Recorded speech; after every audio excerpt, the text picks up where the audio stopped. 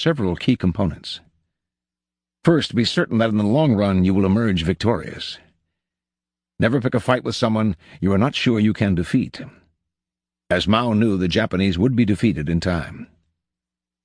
Second, if you have no apparent enemies, you must sometimes set up a convenient target, even turning a friend into an enemy. Mao used this tactic time and again in politics. Third, use such enemies to define your cause more clearly to the public, even framing it as a struggle of good against evil. Mao actually encouraged China's disagreements with the Soviet Union and the United States. Without clear-cut enemies, he believed, his people would lose any sense of what Chinese communism meant. A sharply defined enemy is a far stronger argument for your side than all the words you could possibly put together. Never let the presence of enemies upset or distress you. You are far better off with a declared opponent or two than not knowing where your real enemies lie. The man of power welcomes conflict, using enemies to enhance his reputation as a sure-footed fighter who can be relied upon in times of uncertainty. Reversal. Although it is generally best not to mix work with friendship, there are times when a friend can be used to greater effect than an enemy. A man of power, for example, often has dirty work that has to be done. But for the sake of appearances, it is generally preferable to have other people do it for him. Friends often do this the best, since their affection for him makes them willing to take chances. Also, if your plans go awry for some reason, you can use a friend as a convenient scapegoat. This fall of the favorite was a trick often used by kings and sovereigns. They would let their closest friend at court take the fall for a mistake, since the public would not believe that they would deliberately sacrifice a friend for such a purpose. Of course, after you play that card, you have lost your friend forever. It is best then to reserve the scapegoat role for someone who is close to you, but not too close. Finally, the problem about working with friends is that it confuses the boundaries and distances that working requires. But if both partners in the arrangement understand the dangers involved, a friend can often be employed to great effect. You must never let your guard down in such a venture, however. Always be on the lookout for any signs of emotional disturbance, such as envy and ingratitude. Nothing is stable in the realm of power, and even the closest of friends can be transformed into the worst of enemies. Here are further reflections on this law. From Diane de Poitiers. To have a good enemy, choose a friend. He knows where to strike. From Louis XIV. Every time I bestow a vacant office, I make 100 discontented persons and 1 ingrate. From Baldassare Castiglione. Thus, for my own part, I have more than once been deceived by the person I loved most, and of whose love, above everyone else's, I have been most confident. So that I believe that it may be right to love and serve one person above all others, according to merit and worth, but never to trust so much in this tempting trap of friendship as to have cause to repent of it later on. From Niccolo Machiavelli. There are many who think, therefore, that a wise prince ought, when he has the chance, to foment astutely some enmity, so that by suppressing it he will augment his greatness. Princes, and especially new ones, have found more faith and more usefulness in those men whom, at the beginning of their power, they regarded with suspicion, than in those they at first confided in. Pandolfo Petrucci, Prince of Siena, governed his state more by those whom he suspected than by others. From an African folk tale, The Snake, the Farmer, and the Heron. A snake, chased by hunters, asked a farmer to save its life. To hide it from its pursuers, the farmer squatted and let the snake crawl into his belly. But when the danger had passed and the farmer asked the snake to come out, the snake refused. It was warm and safe inside. On his way home, the man saw a heron and went up to him and whispered what had happened. The heron told him to squat and strain to eject the snake. When the snake snuck its head out, the heron caught it, pulled it out, and killed it. The farmer was worried that the snake's poison might still be inside him, and the heron told him that the cure for snake poison was to cook and eat 6 white fowl. "You're a white fowl," said the farmer. "You'll do for a start." He grabbed the heron, put it in a bag, and carried it home, where he hung it up while he told his wife what had happened. "I'm surprised at you," said the wife. "The bird does you a kindness, rids you of the evil in your belly, saves your life, in fact, yet you catch it and talk of killing it." She immediately released the heron, and it flew away. But on its way, it gouged out her eyes. Moral: when you see water flowing uphill, it means that someone is repaying a kindness. From the Mahabharata. A Brahmin, a great expert in Veda, who has become a great archer as well, offers his services to his good friend, who is now the king. The Brahmin cries out when he sees the king, "Recognize me, your friend." The king answers him with contempt, and then explains, "Yes, we were friends before, but our friendship was based on what power we had. I was friends with you, good Brahmin, because it served my purpose. No pauper is friend to the rich, no fool to the wise, no coward to the brave. An old friend, who needs him? It is 2 men of equal wealth and equal birth who contract friendship and marriage, not a rich man and a pauper. An old friend, who needs him?" From a Sufi proverb. Pick up a bee from kindness and learn the limitations of kindness. From Tacitus. Men are more ready to repay an injury than a benefit, because gratitude is a burden and revenge a pleasure. From Plutarch. Profiting by our enemies.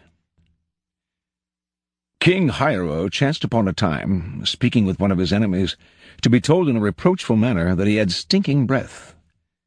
Whereupon the good king, being somewhat dismayed in himself, as soon as he returned home, chided his wife. "How does it happen that you never told me of this problem?" The woman, being a simple, chaste, and harmless dame, said, "Sir, I had thought all men's breath had smelled so." Thus it is plain that faults that are evident to the senses, gross and corporal, or otherwise notorious to the world, we know by our enemies, sooner than by our friends and familiars.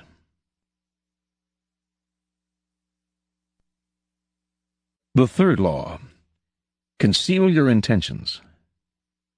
Judgment.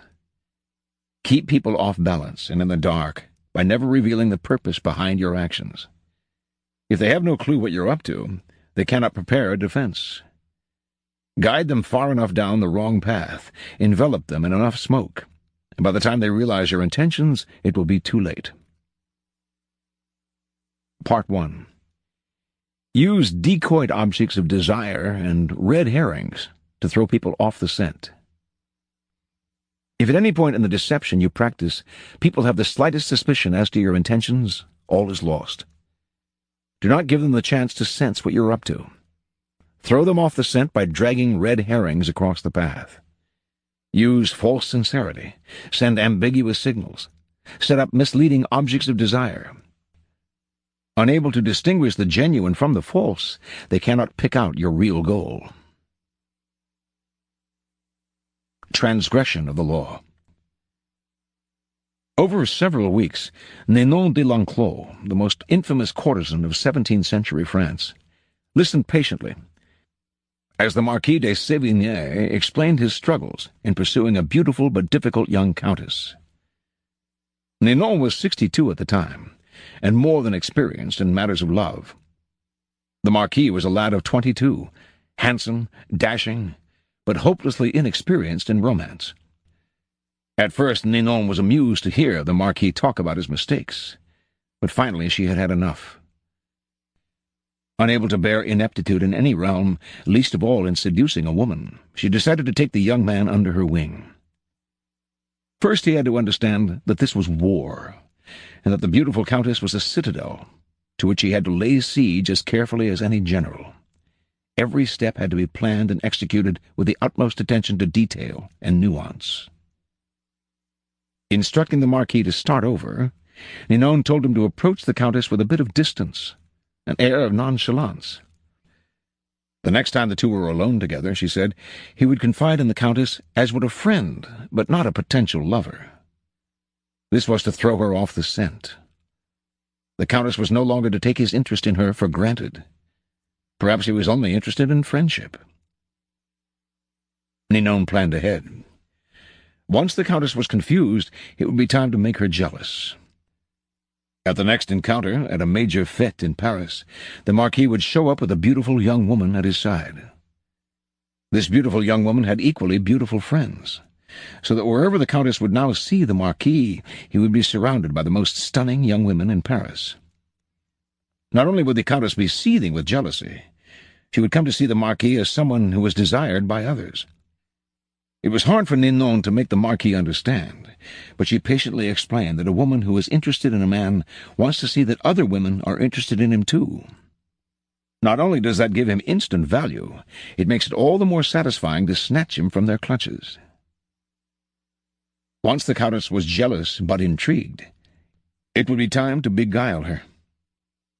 On Ninon's instructions, the Marquis would fail to show up at affairs where the Countess expected to see him.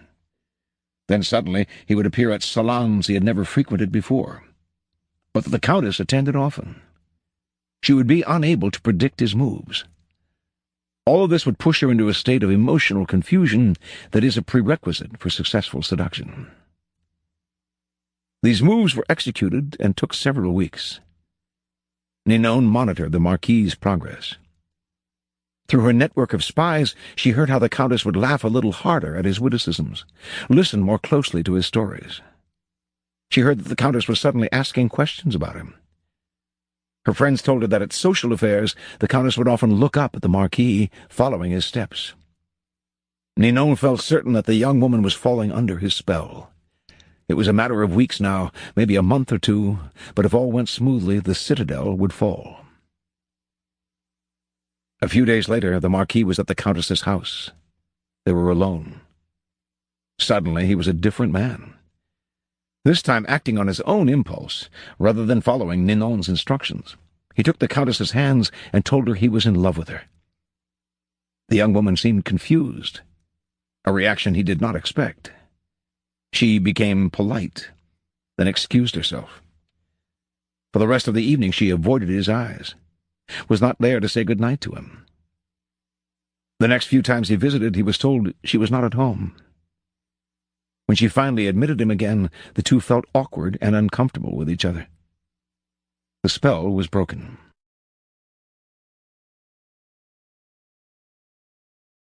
Interpretation. Ninon de l'Enclos knew everything about the art of love. The greatest writers, thinkers, and politicians of the time had been her lovers. Men like La Rochefoucauld, Molière, and Richelieu. Seduction was a game to her, to be practiced with skill. As she got older and her reputation grew, the most important families in France would send their sons to her to be instructed in matters of love. Ninon knew that men and women are very different, but when it comes to seduction, they feel the same. Deep down inside, they often sense when they are being seduced, but they give in because they enjoy the feeling of being led along. It is a pleasure to let go and allow the other person to detour you into a strange country. Everything in seduction, however, depends on suggestion. You cannot announce your intentions or reveal them directly in words. Instead, you must throw your targets off the scent. To surrender to your guidance, they must be appropriately confused. You have to scramble your signals. Appear interested in another man or woman, the decoy. Then hint at being interested in the target. Then feign indifference, and on and on. Such patterns not only confuse, they excite. Imagine this story from the Countess's perspective. After a few of the Marquis's moves, she sensed the Marquis was playing some sort of game, but the game delighted her. She didn't know where he was leading her, but so much the better. His moves intrigued her, each one of them keeping her waiting for the next one. She even enjoyed her jealousy and confusion, for sometimes any emotion is better than the boredom of security. Perhaps the Marquis had ulterior motives. Most men do. But she was willing to wait and see. And probably if she had been made to wait long enough, what he was up to would not have mattered. The moment the Marquis uttered that fatal word love, however, all was changed. This was no longer a game with moves. It was an artless show of passion.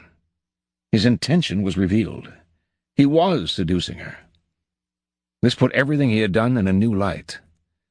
All that before had been charming now seemed ugly and conniving. The Countess felt embarrassed and used. A door closed that would never open again.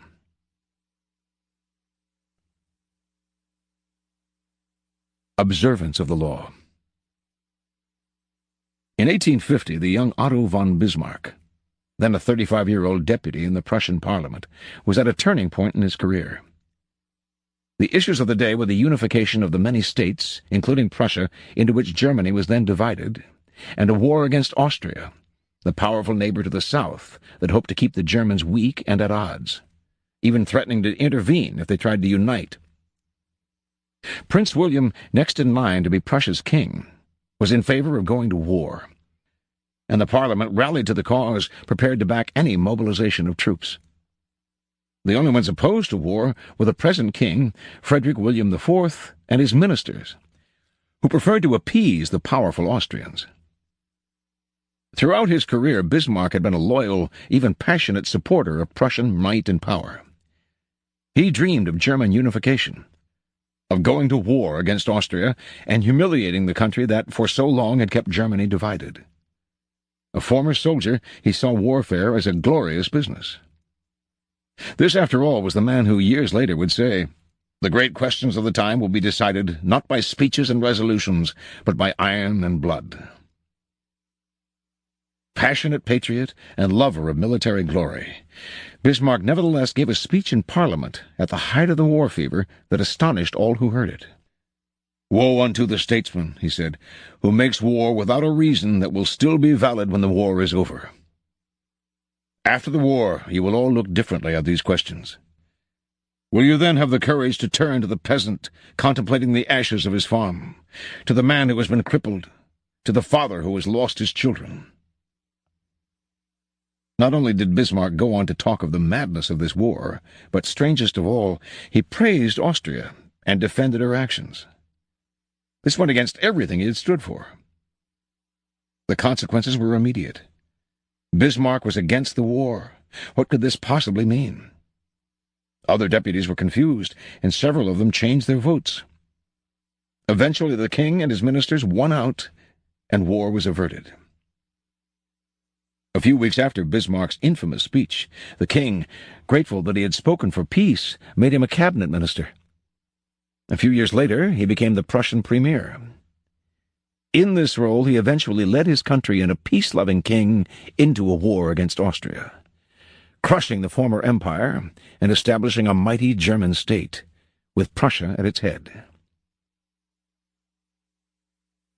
Interpretation. At the time of his speech in 1850, Bismarck made several calculations. First, he sensed that the Prussian military, which had not kept pace with other European armies, was unready for war. That Austria, in fact, might very well win, a disastrous result for the future. Second, if the war were lost and Bismarck had supported it, his career would be gravely jeopardized. The king and his conservative ministers wanted peace. Bismarck wanted power. The answer was to throw people off the scent by supporting a cause he detested, saying things he would laugh at if said by another. A whole country was fooled. It was because of Bismarck's speech that the king made him a minister, a position from which he quickly rose to be prime minister, attaining the power to strengthen the Prussian military and accomplish what he had wanted all along, the humiliation of Austria and the unification of Germany under Prussia's leadership. Bismarck was certainly one of the cleverest statesmen who ever lived, a master of strategy and deception. No one suspected what he was up to in this case. Had he announced his real intentions, arguing that it was better to wait now and fight later, he would not have won the argument. since most Prussians wanted war at that moment and mistakenly believed that their army was superior to the Austrians. Had he played up to the king, asking to be made a minister in exchange for supporting peace, he wouldn't have succeeded either. The king would have distrusted his ambition and doubted his sincerity. By being completely insincere and sending misleading signals, however, he deceived everyone, concealed his purpose, and attained everything he wanted.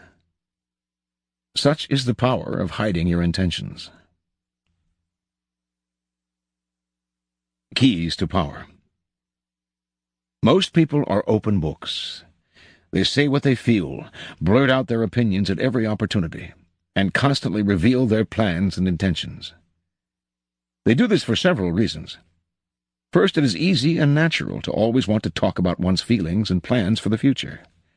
It takes effort to control your tongue and monitor what you reveal. Second, many believe that by being honest and open they are winning people's hearts and showing their good nature. They are greatly deluded. Honesty is actually a blunt instrument, which bloodies more than it cuts. Your honesty is likely to offend people. It is much more prudent to tailor your words, telling people what they want to hear rather than the coarse and ugly truth of what you feel or think. More important, by being unabashedly open, you make yourself so predictable and familiar that it's almost impossible to respect or fear you. And power will not accrue to a person who cannot inspire such emotions. If you yearn for power, quickly lay honesty aside and train yourself in the art of concealing your intentions. Master the art, and you will always have the upper hand. Basic to an ability to conceal one's intentions is a simple truth about human nature. Our first instinct is to always trust appearances. We cannot go around doubting the reality of what we see and hear. Constantly imagining that appearances conceal something else would exhaust and terrify us. This fact makes it relatively easy to conceal one's intentions. Simply dangle an object you seem to desire, a goal you seem to aim for, in front of people's eyes, and they will take the appearance for reality. Once their eyes focus on the decoy, they will fail to notice what you're really up to. In seduction, setting up conflicting signals, such as desire and indifference, and you not only throw them off the scent, you inflame their desire to possess you. A tactic that is often effective in setting up a red herring is to appear to support an idea or cause that is actually contrary to your own sentiments. Bismarck used this to great effect in his speech in 1850. Most people will believe you have experienced a change of heart, since it is so unusual to play so lightly with something as emotional as one's opinions and values. The same applies for any decoyed object of desire. Seem to want something in which you are actually not at all interested, and your enemies will be thrown off the scent, making all kinds of errors in their calculations. During the War of the Spanish Succession in 1711, the Duke of Marlborough, head of the English army, wanted to destroy a key French fort because it protected a vital thoroughfare into France. Yet he knew that if he destroyed it, the French would realize what he wanted, to advance down that road. Instead, then, he merely captured the fort and garrisoned it with some of his troops, making it appear as if he wanted it for some purpose of his own. The French attacked the fort, and the Duke let them recapture it. Once they had it back, though, they destroyed it, figuring that the Duke had wanted it for some important reason. Now that the fort was gone, the road was unprotected, and Marlborough could easily march into France. Use this tactic in the following manner. Hide your intentions not by closing up, with the risk of appearing secretive and making people suspicious, but by talking endlessly about your desires and goals, just not your real ones. You will kill 3 birds with 1 stone. You appear friendly, open, and trusting. You conceal your intentions, and you send your rivals on time-consuming wild goose chases. Another powerful tool in throwing people off the scent is false sincerity. People easily mistake sincerity for honesty. Remember, their first instinct is to trust appearances, and since they value honesty and want to believe in the honesty of those around them, They will rarely doubt you or see through your act. Seeming to believe what you say gives your words great weight. This is how Iago deceived and destroyed Othello. Given the depth of his emotions, the apparent sincerity of his concerns about Desdemona's supposed infidelity, how could Othello distrust him? This is also how the great con artist Yellow Kid Weil pulled the wool over Sucker's eyes. Seeming to believe so deeply in the decoyed object he was dangling in front of him, a phony stock, a touted racehorse, he made its reality hard to doubt. It is important, of course, not to go too far in this area. Sincerity is a tricky tool. Appear over-passionate and you raise suspicions. Be measured and believable, or your ruse will seem the put-on that it is. To make your false sincerity an effective weapon in concealing your intentions, espouse a belief in honesty and forthrightness as important social values. Do this as publicly as possible. Emphasize your position on this subject by occasionally divulging some heartfelt thought, though only one that is actually meaningless or irrelevant, of course. Napoleon's minister Talleyrand was a master at taking people into his confidence by revealing some apparent secret. This feigned confidence, a decoy, would then elicit a real confidence on the other person's part. Remember, the best deceivers do everything they can to cloak their roguish qualities. They cultivate an air of honesty in one area to disguise their dishonesty in others. Honesty is merely another decoy in their arsenal of weapons. Part 2. Use smokescreens to disguise your actions. Deception is always the best strategy, but the best deceptions require a screen of smoke to distract people's attention from your real purpose. The bland exterior, like the unreadable poker face, is often the perfect smokescreen, hiding your intentions behind the comfortable and familiar. If you lead the sucker down a familiar path, he won't catch on when you lead him into a trap. Observance of the law, number 1. In 1910, a Mr. Sam Giesel of Chicago sold his warehouse business for close to $1 million. He settled down to semi-retirement and the managing of his many properties, but deep inside he itched for the old days of deal-making. One day a young man named Joseph Weil visited his office, wanting to buy an apartment he had up for sale. Giesel explained the terms.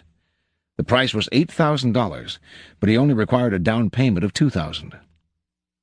Weil said he would sleep on it, but he came back the following day and offered to pay the full $8,000 in cash, if Giesel could wait a couple of days until a deal Weil was working on came through.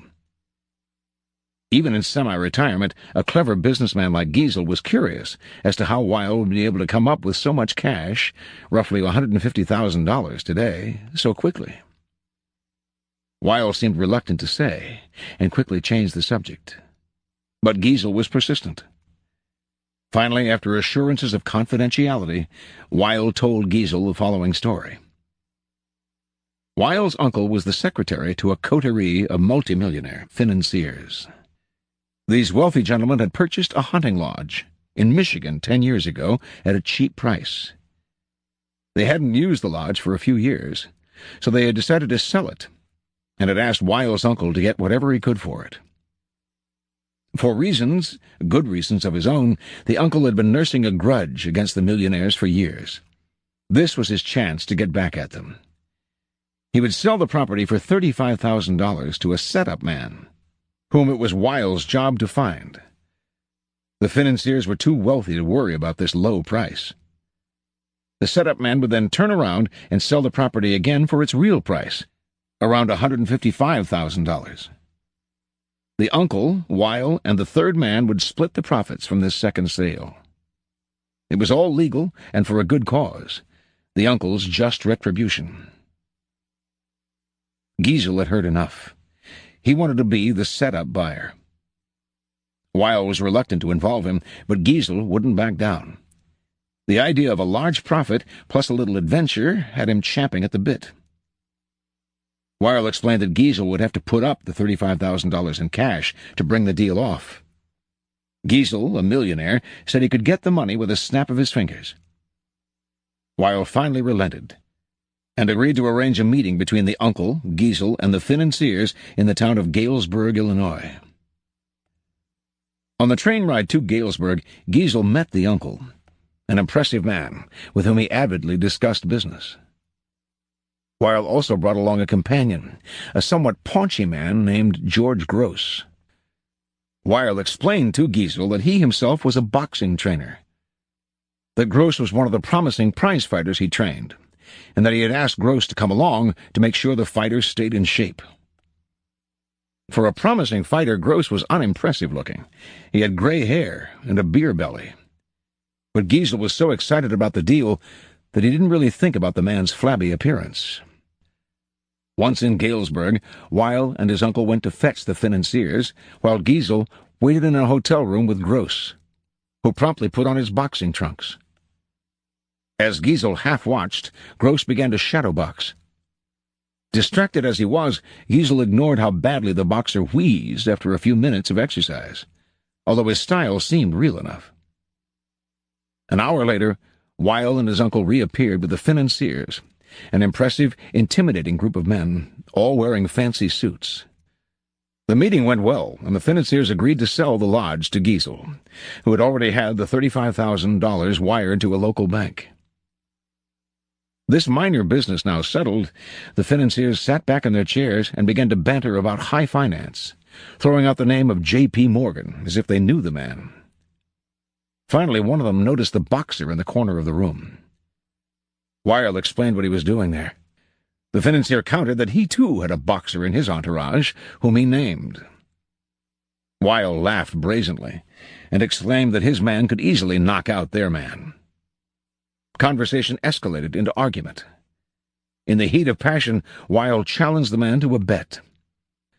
The financiers eagerly agreed, and left to get their man ready for a fight the next day.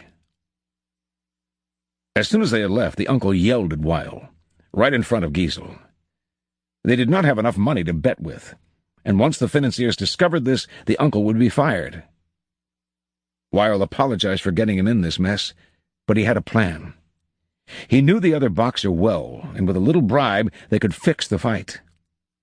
But where would the money come from for the bet? The uncle replied. Without it they were as good as dead. Finally, Giesel had heard enough. Unwilling to jeopardize his deal with any ill will, he offered his own $35,000 cash for part of the bet. Even if he lost that, he would wire for more money and still make a profit on the sale of the lodge. The uncle and nephew thanked him. With their own $15,000 and Giesel's $35,000, they would manage to have enough for the bet.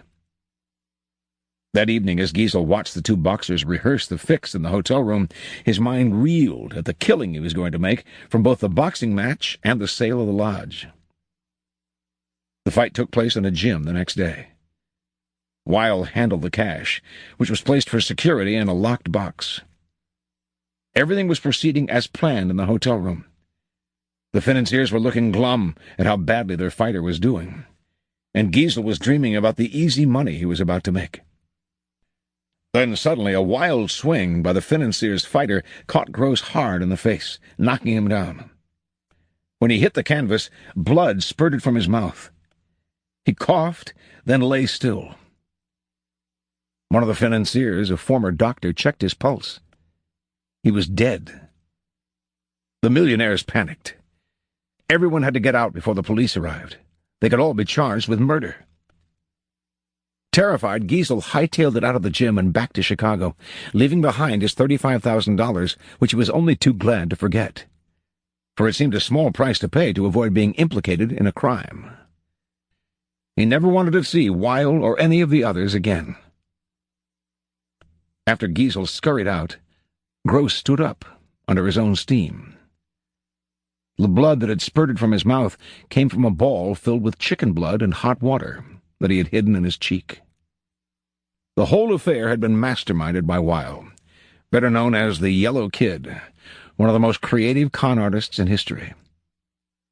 Weil split the $35,000 with the financiers and the boxers, all fellow con artists. A nice little profit for a few days' work. Interpretation. The yellow kid had staked out Giesel as the perfect sucker long before he set up the con. He knew the boxing match scam would be the perfect ruse to separate Giesel from his money quickly and definitively. But he also knew that if he had begun by trying to interest Giesel in the boxing match, he would have failed miserably.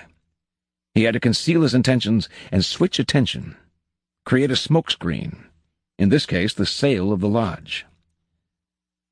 On the train ride and in the hotel room, Giesel's mind had been completely occupied with the pending deal, the easy money, the chance to hobnob with wealthy men. He had failed to notice that Gross was out of shape and middle-aged at best. Such is the distracting power of a smokescreen.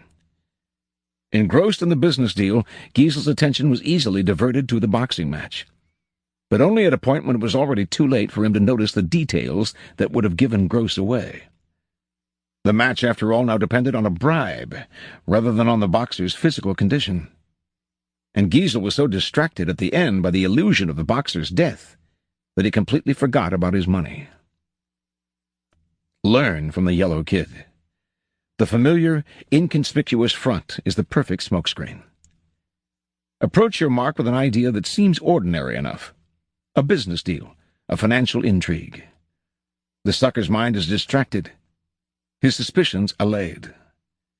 That is when you gently guide him onto the second path, the slippery slope, down which he slides helplessly into your trap.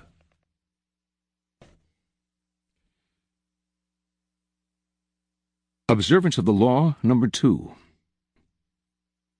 In the mid-1920s, the powerful warlords of Ethiopia were coming to the realization that a young man of the nobility named Haile Selassie, also known as Ras Tafari, was outcompeting them all, and nearing the point where he could proclaim himself their leader, unifying the country for the first time in decades. Most of his rivals couldn't understand how this wispy, quiet, mild-mannered man had been able to take control. Yet in 1927, Selassie was able to summon the warlords, one at a time, to come to Addis Ababa to declare their loyalty and recognize him as leader. Some hurried, some hesitated. But only one, Djazmach Balcha of Sidamo, dared defy Selassie totally. A blustery man, Balcha was a great warrior, and he considered the new leader weak and unworthy. He pointedly stayed away from the capital. Finally, Selassie, in his gentle but stern way, commanded Balcha to come. The warlord decided to obey, but in doing so he would turn the tables on this pretender to the Ethiopian throne. He would come to Addis Ababa at his own speed, and with an army of 10,000 men. A force large enough to defend himself, perhaps even start a civil war.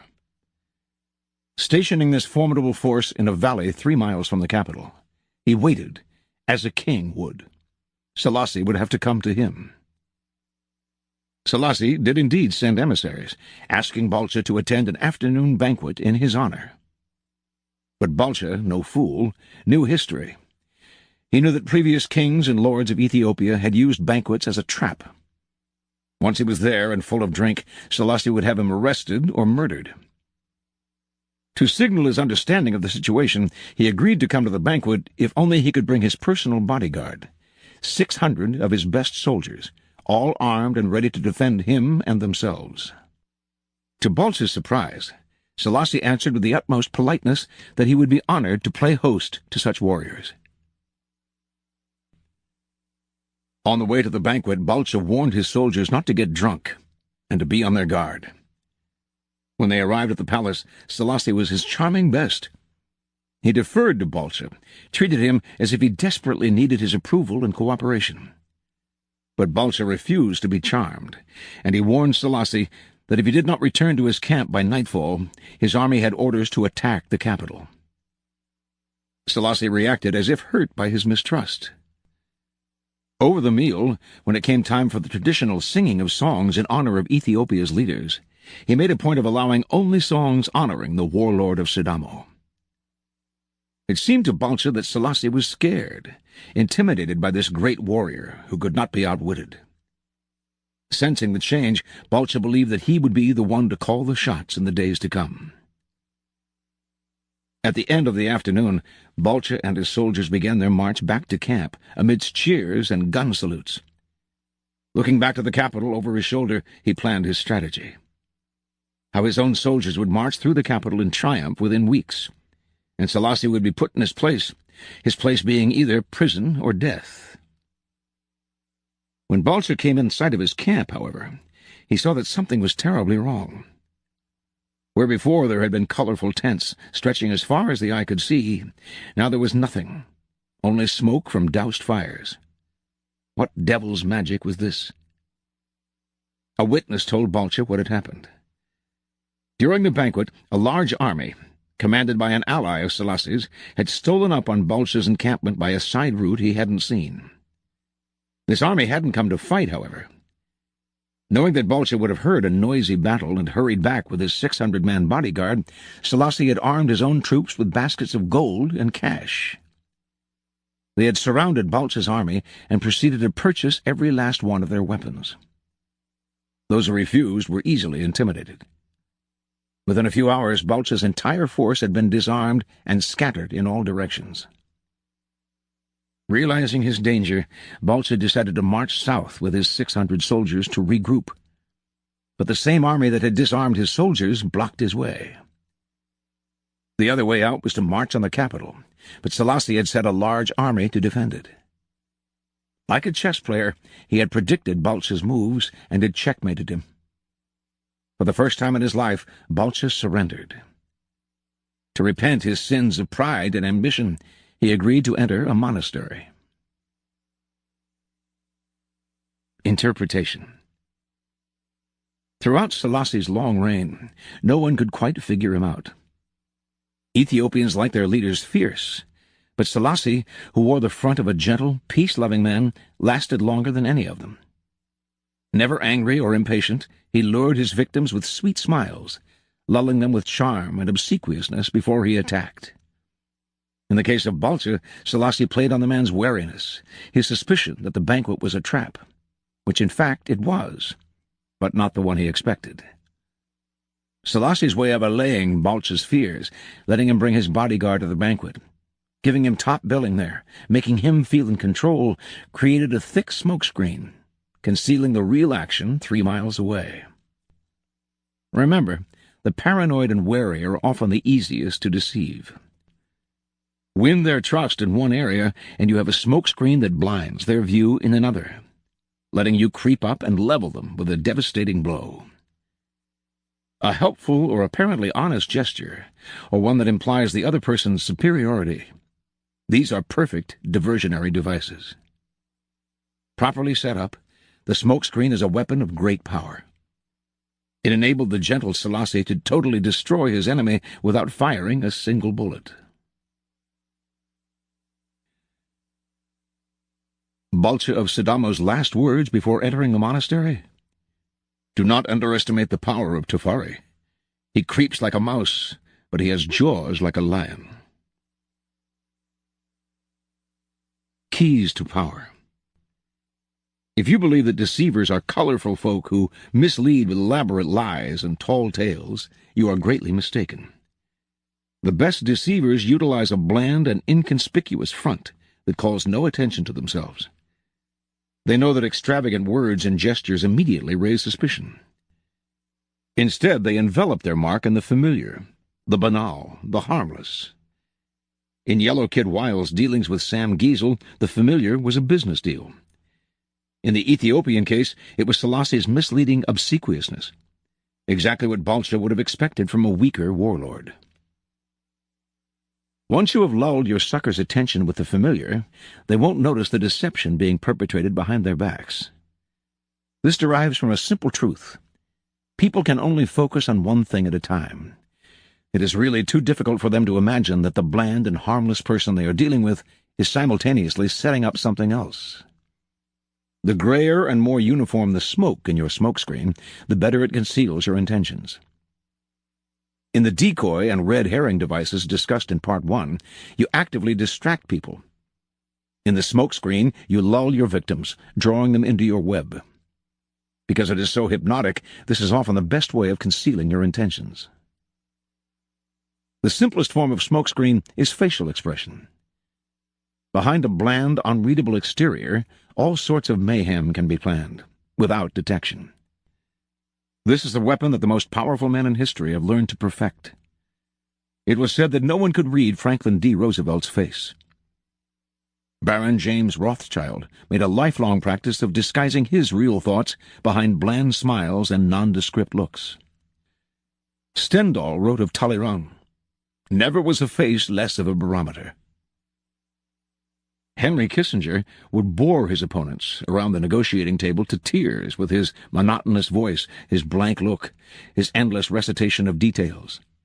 Then, as their eyes glazed over, he would suddenly hit them with a list of bold terms.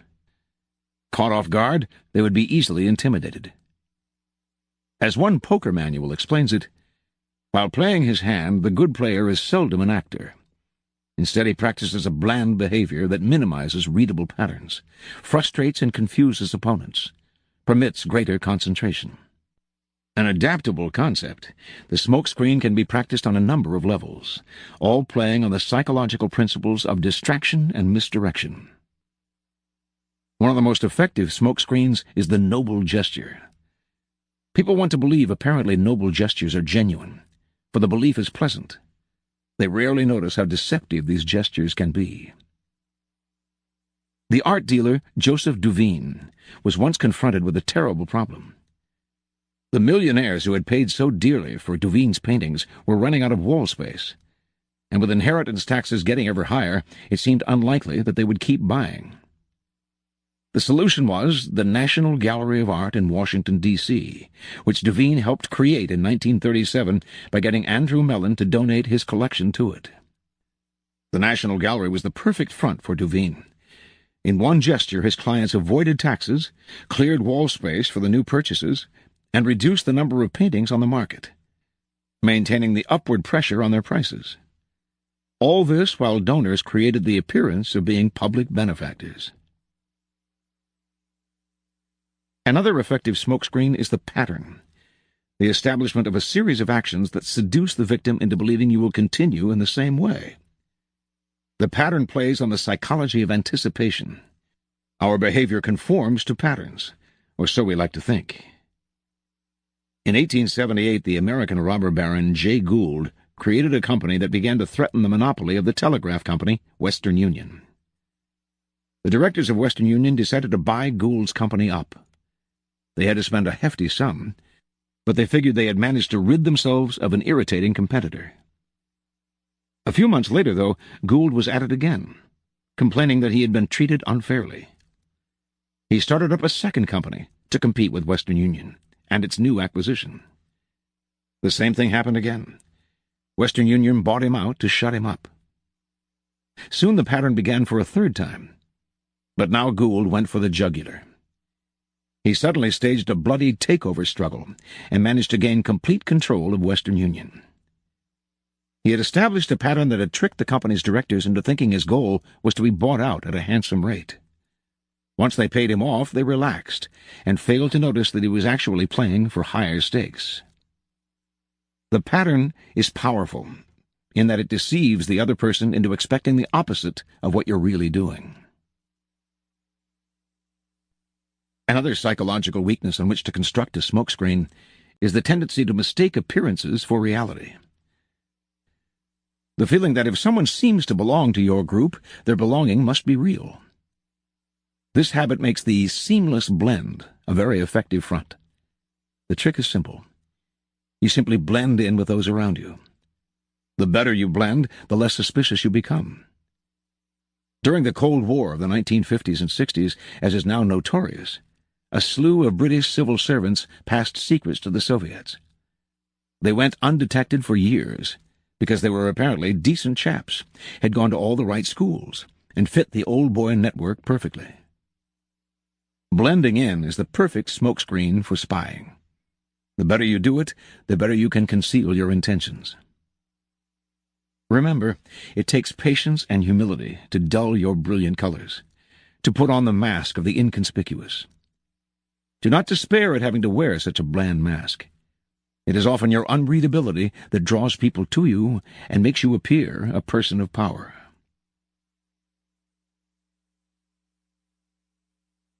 Reversal.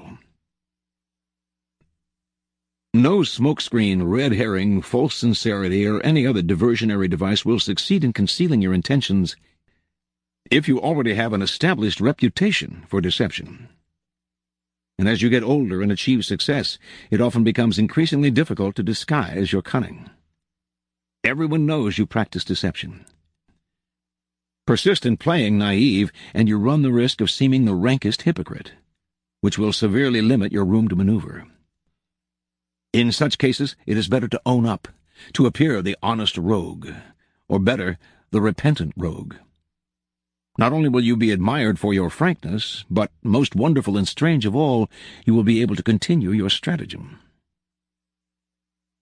As P.T. Barnum, the 19th century king of humbuggery, grew older, he learned to embrace his reputation as a grand deceiver. At one point he organized a buffalo hunt in New Jersey, complete with Indians and a few imported buffalo. He publicized the hunt as genuine, but it came off as so completely fake that the crowd, instead of getting angry and asking for their money back, was greatly amused. They knew Barnum pulled tricks all the time. That was the secret of his success, and they loved him for it. Learning a lesson from this affair, Barnum stopped concealing all of his devices, even revealing his deceptions in a tell-all autobiography. As Kierkegaard wrote, "The world wants to be deceived." Finally, although it is wiser to divert attention from your purposes by presenting a bland, familiar exterior, there are times when the colorful, conspicuous gesture is the right diversionary tactic. The great charlatan mountebanks of 17th and 18th century Europe used humor and entertainment to deceive their audiences. Dazzled by a great show, the public wouldn't notice the charlatan's real intentions. Thus the star charlatan himself would appear in town in a night-black coach drawn by black horses. Clowns, tightrope walkers, and star entertainers would accompany him, pulling people into his demonstrations of elixirs and quack potions. The charlatan made entertainment seem like the business of the day.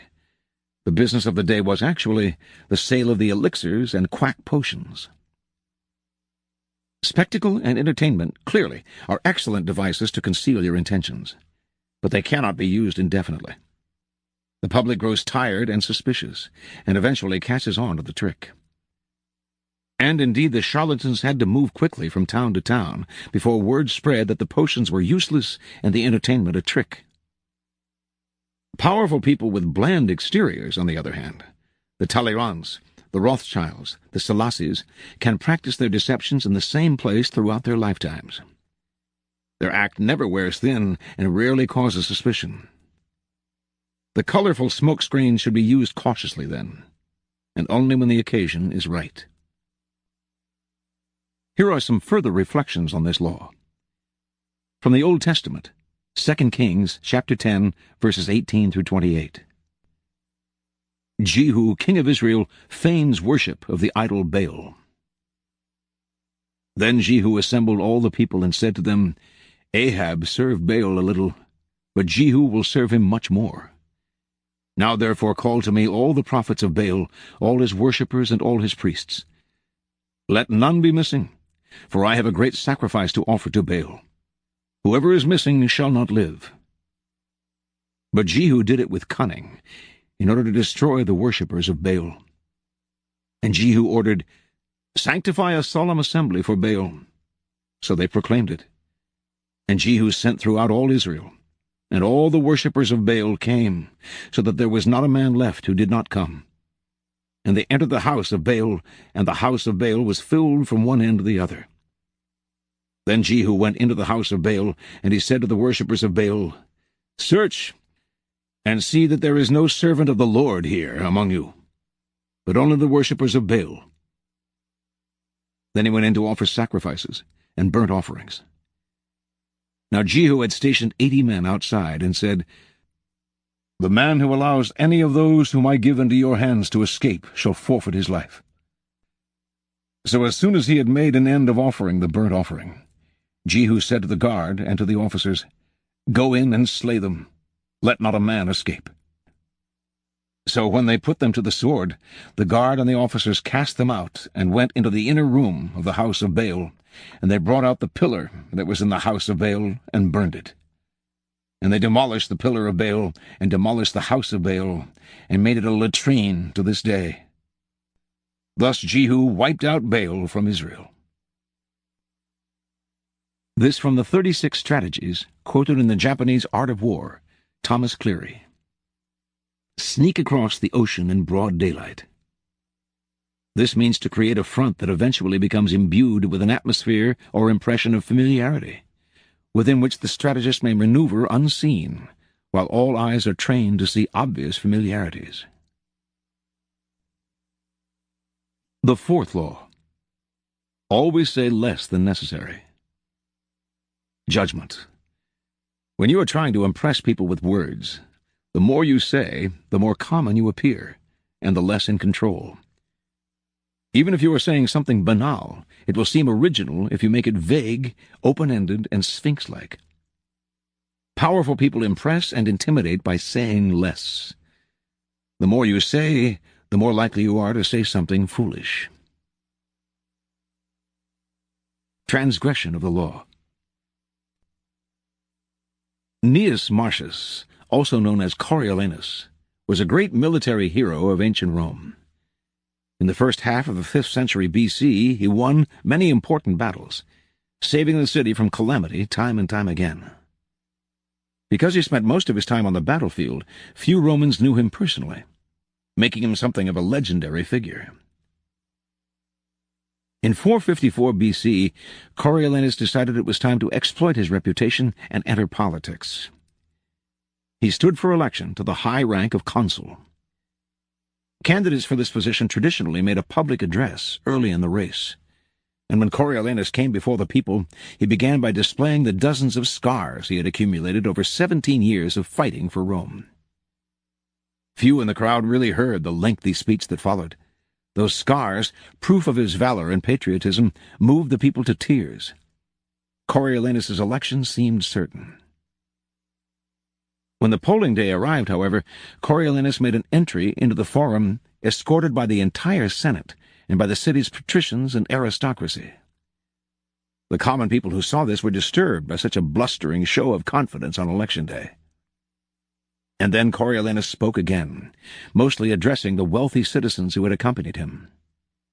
His words were arrogant and insolent. Claiming certain victory in the vote, he boasted of his battlefield exploits, made sour jokes that appealed only to the patricians, voiced angry accusations against his opponents, and speculated on the riches he would bring to Rome. This time the people listened. They had not realized that this legendary soldier was also a common braggart. News of Coriolanus's second speech spread quickly through Rome, and the people turned out in great numbers to make sure he was not elected. Defeated, Coriolanus returned to the battlefield bitter and vowing revenge on the common folk who had voted against him. Some weeks later, a large shipment of grain arrived in Rome. The Senate was ready to distribute this food to the people for free. But just as they were preparing to vote on the question, Coriolanus appeared on the scene and took the Senate floor. The distribution, he argued, would have a harmful effect on the city as a whole. Several senators appeared won over, and the vote on the distribution fell into doubt. Coriolanus didn't stop there. He went on to condemn the concept of democracy itself. He advocated getting rid of the people's representatives, the tribunes, and turning over the governing of the city to the patricians.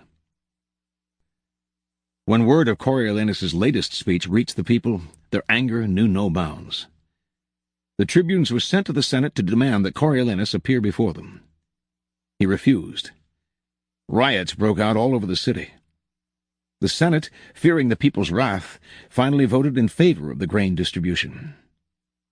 The tribunes were appeased, but the people still demanded that Coriolanus speak to them and apologize. If he repented and agreed to keep his opinions to himself, he would be allowed to return to the battlefield. Coriolanus did appear one last time before the people, who listened to him in rapt silence. He started slowly and softly, but as the speech went on, he became more and more blunt. Yet again he hurled insults. His tone was arrogant, his expression disdainful. The more he spoke, the angrier the people became. Finally, they shouted him down and silenced him. The tribunes conferred, condemned Coriolanus to death, and ordered that the magistrates take him at once to the top of the Tarpeian rock and throw him over. The delighted crowd seconded the decision. The patricians, however, managed to intervene